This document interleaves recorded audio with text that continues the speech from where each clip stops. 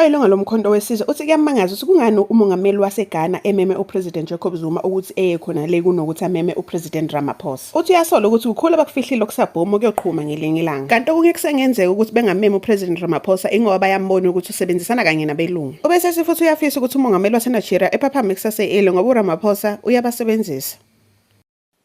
Hayi sekushubile. Ngiyayibuza umbuzo la ukuthi umongameli waseGhana wayameme former president wase-South Africa, which is Jacob Zuma. Waphinda wamema nomunye umongameli wakwenye country. Khona ibhomu elifihliwe la lizoqhuma one day. Khona ibhomu elifihliwe lizoqhuma one day because why bengamemanga lo current president okhona njengamanje. Because bayambona ukuthi kusetshenziswa abantu abamhlophe.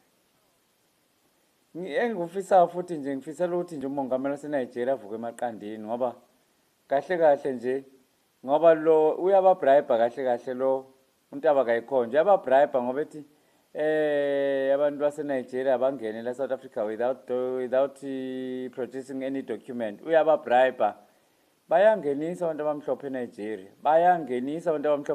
Bopha makudala umongameli waseNigeria ngiyamfisa nje ukuthi avuke emaqandini.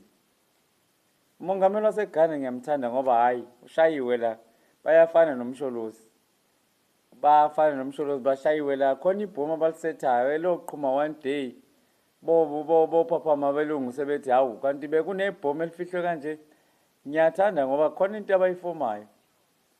The former president babonile ukuthi nangu umuntu efanele simmeme eze eGhana, not lo osetshenziswa abantu abamhlophe.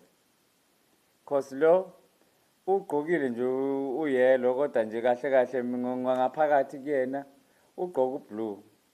Ublue niyazi ukuthi ngikhuluma ngabani, mase ngikhuluma ngoblue ngikhuluma ngobani.